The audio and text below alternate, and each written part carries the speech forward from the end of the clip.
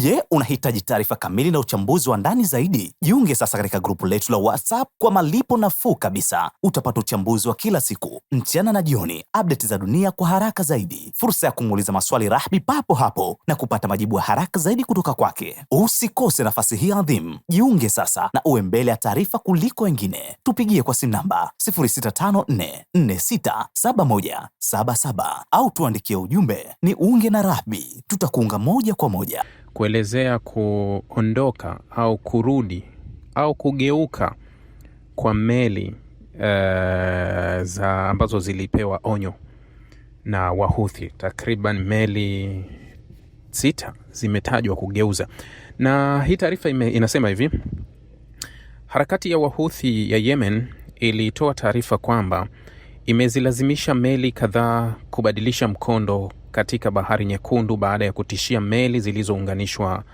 na Saudi Arabia. Shirika la habari la Saba linaloendeshwa na Wahuthi lilisema meli 6 katika Bahari Nyekundu zimelazimika kubadilisha njia zao baada ya kupokea maonyo kutoka kwa kundi hilo. Maafisa 3 Wahuthi walisema walizionya kampuni za kimataifa za meli kutopitia mlango wa Bab el-Mandeb, lango la kusini la Bahari Nyekundu katika mlango wa kuingia rasi ya Arabia. Katika barua pepe iliyotumwa kwa makampuni ya meli, Wahuthi walisema meli zimepigwa marufuku kupakia au kupakua mzigo katika bandari za Saudi Arabia, wakionya kwamba kampuni yoyote inayohusika katika shughuli kama hiyo inaweza kulengwa mahali popote. Tangazo hilo lilikuja siku moja baada ya Wahuthi kutangaza marufuku ya meli za baharini dhidi ya Saudi Arabia.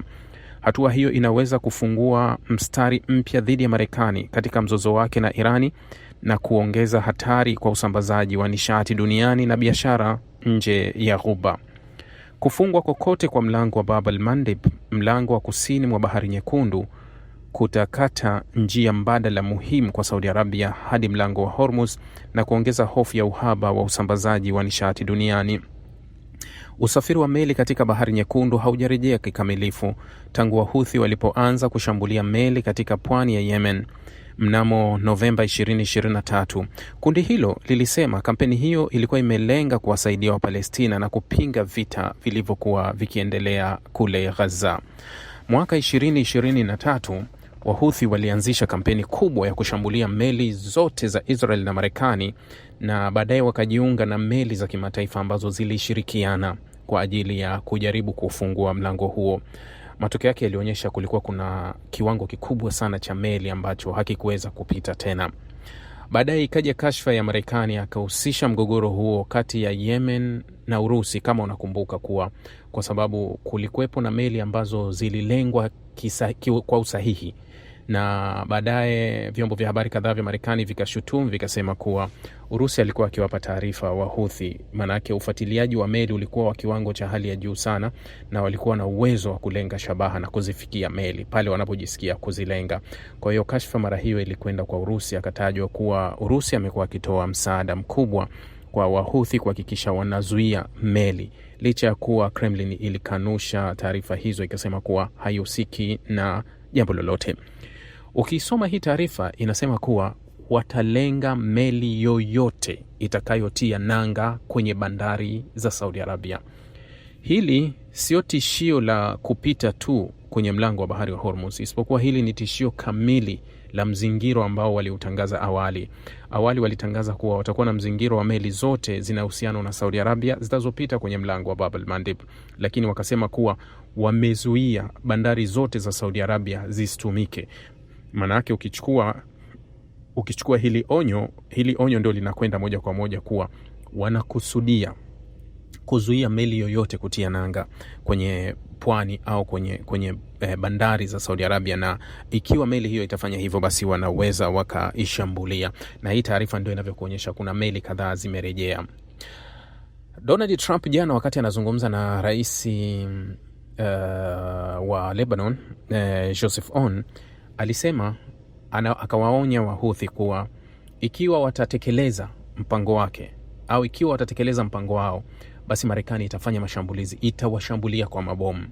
alisema hivyo. Kauli ambayo pia jana wakati anazungumza na Joseph Aoun akazungumza kuhusu Wahuthi, akasema yuko tayari kuzungumza alizungumza kuhusu Hezbollah.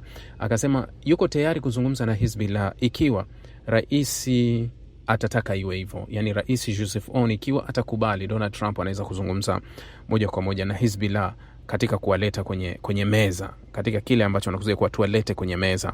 Ndio hilo analolizungumza. Sasa mambo bado hayajaeleweka katika mpango huu.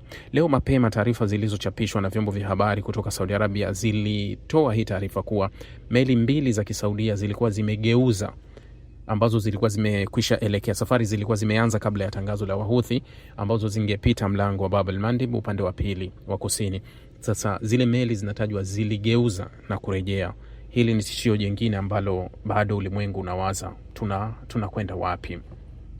Rais Donald Trump leo pia amesema kuwa Marekani itaendelea kupiga miundombinu ya kiraia ya Irani kila wakati ambapo Irani itakuwa ikifanya mashambulizi kwenye meli katika mlango wa bahari wa Hormuz.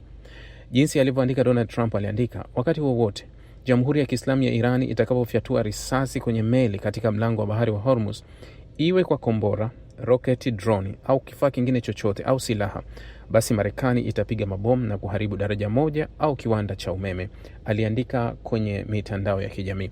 Uamuzi huu wa Donald Trump ni uamuzi tu ambao unawaumiza zaidi washirika wa Marekani. Unajua, ukweli ulio wazi kuwa nadhani kama nikizungumza vile, kuna watu wengi sana ambao wanakuwa wapo labda kwenye nchi tofauti. Tukienda Saudi Arabia utawakuta watu mliozoea kuingia na kutoka Dubai.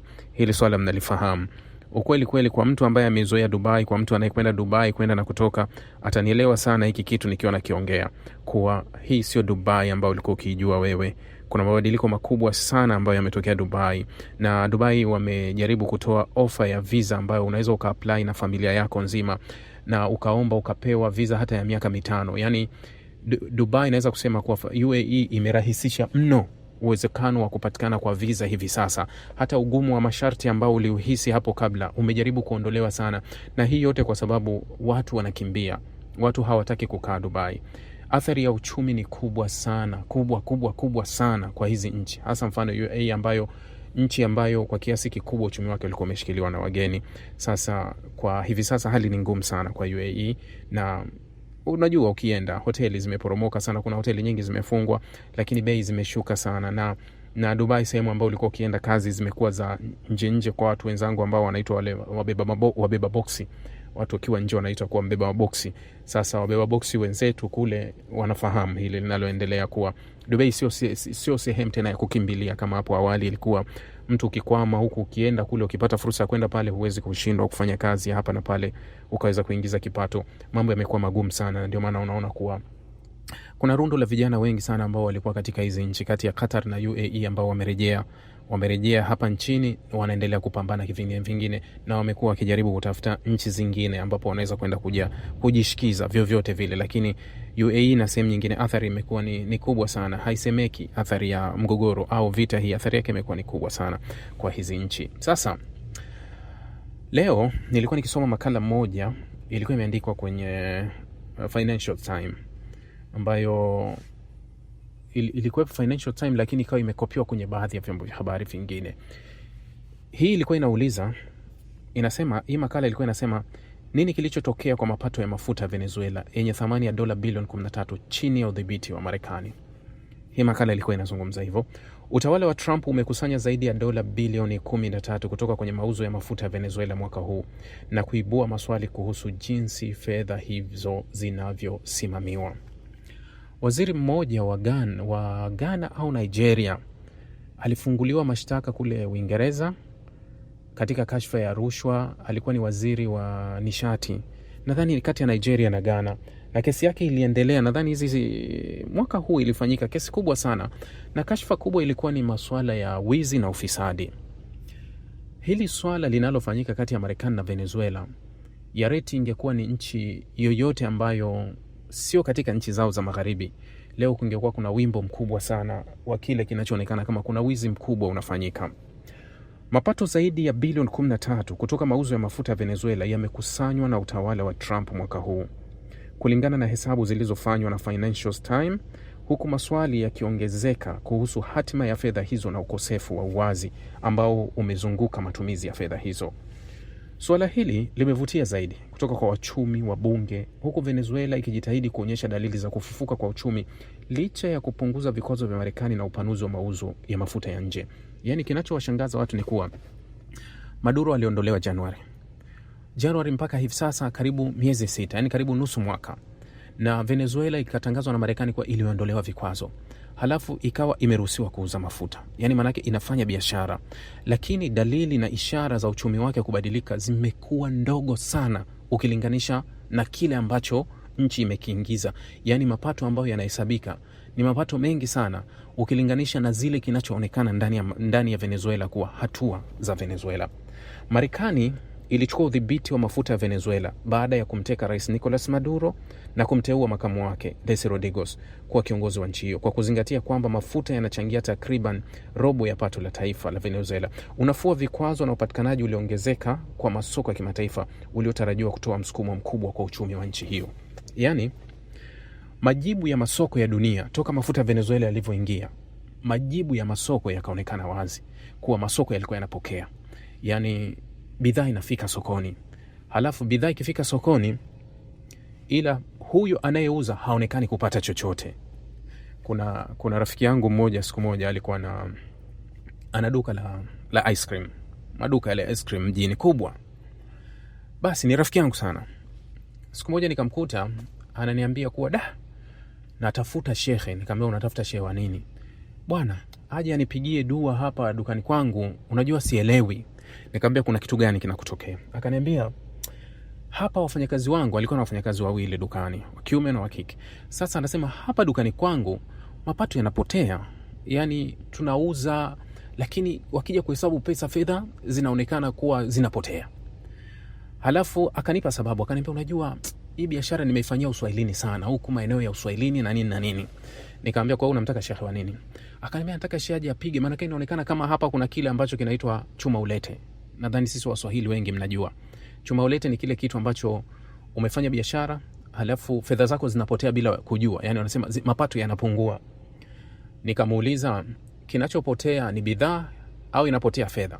Yani mzigo ukiagiza unakuja, anasema unakuja. Unauhesabu. Kwenye freezer zako inatoka, anasema inatoka. Kwa hiyo kinachopotea nini? Anasema inakuja inapotea mapato. Nikamwambia wanakuchezea akili wafanyakazi wako, mjinga wewe.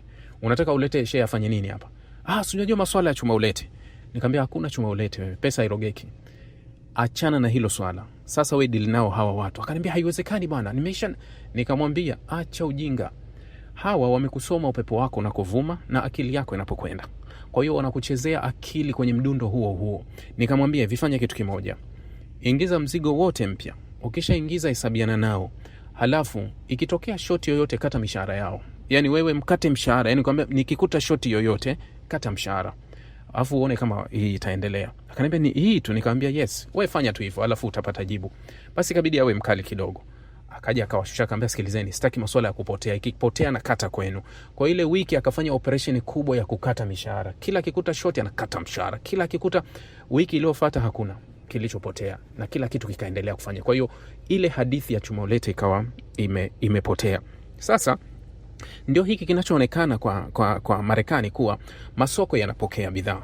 Yani mafuta ya Venezuela yanafika sokoni na yanaonekana kabisa haya hapa, lakini fedha ile hairudi Venezuela, haijulikani inakwenda hapa katikati. Sasa hata hivyo, miezi 6 baada ya Washington kuchukua udhibiti wa mapato, athari za kiuchumi zinaonekana kuwa ndogo. Yani licha ya miezi 6 kupita, haionyeshi kama kuna mabadiliko yoyote. Yani mapato mbona kidogo sana? Mbona mnauza sana na hatuoni? Ndio hiki nakwambia hapa kuna hadithi ya chuma ulete ambayo inakuja hapa kuwa kwa nini inaonekana kama vile hakuna kitu kinacho na hakuna uwazi. Sasa utawala wa Trump wenyewe umetoa maelezo tofauti kuhusu jinsi mapato hayo yanavyosimamiwa. Amri ya utendaji iliyotolewa Januari ilieleza jukumu la serikali ya Marekani kama mlinzi mkuu, huku Trump baadaye akisema pesa hizo zitadhibitiwa na mimi, yani yeye atadhibiti fedha, na kudai kwamba Marekani inapata pesa nyingi kutoka na mafuta ya Venezuela. Yani Donald Trump alisema fedha zote za Venezuela atazizuia yeye. Wakati wa Donald Trump ni mfanyabiashara na ni mtu binafsi, anazuia pesa ya serikali iende yani dhibitiwe na yeye. Sawa. Mnakumbuka hayo aliyasema. Kauli hizo zinakinzana, zimewafanya wabunge kutoka pande zote mbili kudai ufafanuzi zaidi kuhusu fedha hizo na ulinzi unaozunguka usambazaji wake. Uvamizi wa Trump nchini Venezuela umekuwa kuhusu mafuta, umeme, ufisadi tangu mwanzo, huku mabilioni ya dola katika mapato ya mafuta ya Venezuela yakidhibitiwa na utawala wa Trump bila uwazi au ulinzi. Joaquim Castro, mwanachama maarufu wa chama cha Democrat katika bunge, aliambia Financial Times akisema kuwa bunge lilikuwa likiwekwa gizani. Yani hata bunge la Marekani halijui fedha ziko wapi, nani hakuna anajua fedha ziko wapi, yani hakuna uwazi wowote wa mapato. Unajua kile kilitokea Iraq 2003, hawa ndio walivyoonja utamu wa asali, wakaenda kuchongea mzinga wapi? Venezuela. Kwa sababu 2003 baada ya Saddam Hussein kuondoka, silaha kudondoka Saddam Hussein, wakaenda wakadhibiti mapato yote ya mauzo ya mafuta ya Iraq. Mpaka leo mafuta ya Iraq yanauzwa, lakini mapato yanadhibitiwa na Marekani. Hata jinsi ya kutoa yani pesa zako wewe ukitaka unamfuata Marekani, unatoa na sababu, naomba hela bana. Hela ya nini? Watoto wangu bana wameishiwa nguo, sasa nataka nikanunue nguo. Anasema okay, sisi tunacho kiwanda cha nguo, tutakuletea nguo. Yani huna maamuzi, huna chochote kuhusu fedha zako. Halafu wanaharakati wako kimya. Sasa data, serikali ya Venezuela yenyewe ilizindua jukwaa la mtandaoni linalokusudiwa kufuatilia mapato yanayotokana na mauzo ya mafuta yaliyosimamiwa na Marekani. Hata hivyo, hadi sasa tovuti hiyo ina rekodi muamala mmoja tu, uhamisho wa dola milioni 300 mwezi Machi. Wakati Marekani ilivyochukua udhibiti, kukawa kuna kelele nyingi sana Venezuela zinaendelea kuwa kwa nini kuna wizi unafanyika, za serikali imekubali kuipa Marekani, imekuwa yani zikawa kelele nyingi. Kwa hiyo serikali, ili kuepuka ile aibu, ile serikali wakasema, sikilizeni, tunaanzisha jukwaa maalum, tutatoa taarifa ya miamala yote ya mauzo. Yani kila meli ikitoka, sisi tutaandika kuwa tumeuza mafuta milioni 200, tumetoa mafuta milioni ngapi. Kwa hiyo raia wote watajua na kufuatilia kuwa miamala yao ikoje. Sasa wametoa muamala ulioainishwa ni ule wakati wa kelele tu, muamala wa dola milioni 300. Hakuna baada ya pale ambazo fedha zote zimewekwa. Wabunge wanaishinikiza Washington kutoa taarifa za kifedha. Kukosekana kwa taarifa za kina kumekuwa na utata, hasa kufuatia matetemeko makubwa ya ardhi yaliyoikumba Venezuela mnamo Juni. Umoja wa Mataifa unakadiria kwamba ukarabati wa majengo miundombinu yaliyoharibiwa pekee unaweza kugharimu kiasi cha dola bilioni 37. Sasa juzi ilivyotokea tetemeko hili, halafu jinsi ikaonekana kama nchi haina fedha za kufanya uokoaji, kusaidia watu walioathirika na kila kitu. Mbona wanauza sana mafuta? Kwa nini fedha hazijaingia? Ili Marekani kuwapumbaza, akaamua kutoa msaada wa Venezuela, akatoa dola milioni 386. Marekani ikatoa dola milioni 386 ambazo zikapelekwa Venezuela ili kuwaonyesha Venezuela kuwa Marekani iko na nyinyi. Wakati huo inakalia 13 bilioni dola ya kwao ambao haijarudi. Sasa hii fedha imekwenda wapi? Yani fedha imeliwa kwenda wapi? Katika kikao cha bunge Jumanne, mwakilishi wa Republican Maria Elvira Sarazi alitaka serikali kutoa ripoti zinazoelezea jinsi mapato ya mafuta yanavyoshughulikia, akitaja umuhimu wa wazi kuhusu pesa zinapokwenda. Mr. Benjamin Gedan, afisa mkuu wa zamani wa ikulu ya White House aliyehusika na Amerika ya Kusini wakati wa Barack Obama, alisema suala hilo linaweza kuwa shabaha kubwa ya uchunguzi wa bunge ikiwa wademokrati watarejesha udhibiti wa chumba kimoja au vyote viwili mwezi Novemba. Mmeelewa kile ninachokisema hapo? Uchaguzi wa Novemba utatoa majibu. Sasa hivi Donald Trump anadhibiti vyumba vyote viwili na fedha wanapiga Republican. Sasa hakuna anaweza kumfunga paka kengere. Ndio hiki anasema kuwa ikiwa uchaguzi wa mwezi Novemba utamuondoa Donald Trump udhibiti, kwa sababu uchaguzi uliokwisha Donald Trump alidhibiti vyumba vyote viwili, chumba cha chini na cha juu, Senate pamoja na Congress. Sasa wanasema ikiwa kutatokea na mabadiliko yoyote ya uongozi hapo baadaye, kwa sababu baada ya uchaguzi wa Novemba maana yake utakuwa na chaguzi za mabunge yote wawili, ikiwa Republican itapoteza udhibiti huo, basi kama Democrat watashikilia hizo nafasi, watamuimpeach, yani watakwenda kumuondoa au watakwenda kumfungulia mashtaka Donald Trump kutaka uchunguzi wa hizi fedha za Venezuela zimekwenda wapi. Unakumbuka katikati ya mzozo wa Irani, wakati wa Marekani wanapiga sana kelele kuwa mbona tunatumia mabilioni ya fedha kwenye vita ya Irani, Donald Trump alisimama akasema kuwa fedha nyingi zilizotumika kwenye mzozo wa Irani ni fedha zilizotoka Venezuela. Yani fedha ni za Venezuela. Lakini kuna wakati Marekani walisema kuwa hizi fedha zinazuiliwa, halafu hizi fedha zitatumika kwa Venezuela na kwa Marekani. Marekani ana haki gani? Yani anatumia fedha za Venezuela za nani? Kama nani? Yani yeye kipi? Sasa Msimamo wa utawala kuhusu fedha hizo umebadilika tangu operation ya January. Amri ya awali ya utendaji ilisema kwamba mapato hayo yalibaki kuwa mali ya serikali ya Venezuela na yangehifadhiwa katika akaunti za serikali za Marekani kwa uwezo wa ulinzi na serikali. Yaani fedha mali za Venezuela serikali zikaenda kuhifadhiwa kwenye akaunti za serikali ya Marekani. Sijui tunaelewana hapa katikati. Yaani hauwezi kukwepesha hili swala hata useme sijui fedha hazionekani. Kilichofanyika ni wizi tu. Hamna kitu kingine. Yaani kwa Marekani imeiba mapato, inaiba fedha za Venezuela. Na hata wanaharakati waliosaidia wakati ule Marekani adhibiti aende akachukue na kila kitu, leo hawawezi kuzungumza kuwa nini ambacho Marekani wanakifanya kule Venezuela. Idara ya nishati ya Marekani baadaye ilisema pesa hizo zitatolewa kwa manufaa ya watu wa Marekani na watu wa Venezuela. Ndio kile nimekisema. Marekani apewe kama nani? Lipi? Trump alitoa mpango tofauti mwezi Juni akidai kwamba mapato ya mafuta yaliruhusu Marekani kurejesha gharama za operesheni yake ya kijeshi nchini Venezuela mara 28 na kusema kwamba Marekani inapata pesa nyingi pia. Hiyo ni mchezo alifanyiwa Libya. Wakati wa Libya walipotaka kumuondoa Gaddafi na proposal yao ya upinzani, walipigana vita. Libya wakati anaingia kwenye vita hakuwa na deni hata la shilingi 10. Alikuwa na reserve ya dhahabu nyingi sana. Alikuwa ana mapato mengi sana. Yaani Libya hakuwa na deni. Vita inamalizika, fedha zote zilizokuwa kwenye mabenki ya Libya zilikuwa zimetaifishwa, dhahabu zote hazikuwepo tena. Halafu akakabiliwa na madeni makubwa ya Libya kuendelea kulipa NATO na Marekani katika vita yao, kufidia kuwa gharama ya vita kwa sababu walimuondoa Gaddafi. Leo hii Venezuela wanaambiwa kuwa gharama iliyokuwa ya vita ya Marekani, kama alitumia milioni 1, anasema gharama yake ni mara 28 ambao wanataka kulipa. Kwa hiyo karibu fedha yote iliyoingia ya mauzo ya Venezuela ni fedha ambayo Marekani anaenda kujilipa yeye kwenye vita yake. Sio, umeelewa? Ndio maana huwa nawaambia kuwa kama huna mapato, kama huna sosi, kama huna fedha, kama huna mali, hawezi kukuletea vita. Vita ni gharama. Hawawezi kukuletea vita hali ya kuwa wanajua kabisa kuwa wewe huwezi kuigharamikia hiyo vita. Kwa hiyo hawawezi wakakuletea. Watakuletea vita pale tu wanajua kuwa una umudu na fedha sehemu wameshaichungulia wanaweza kuchukua. Kwa sababu gharama ya vita ni kubwa sana.